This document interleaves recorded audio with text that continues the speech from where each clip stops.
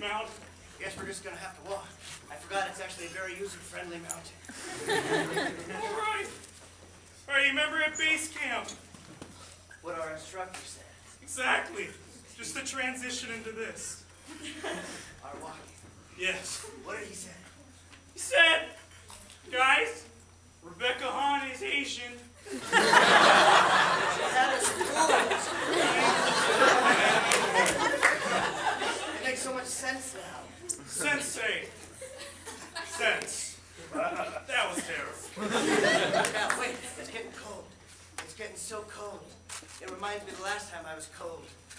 The doctor said, I hate country music. Yeah, we got some really bigoted folks we know. And also, I never got cured from that cold. That's all he did. It cost $10 and I had to leave. It's a terrible deal. I know, but that's why I decided to dedicate my life to climbing easy mountains. All right. In our Hitchhiker's Guide to Stone Mountain, the first thing they said was as follows. Now listen. It's only you and me here. All right.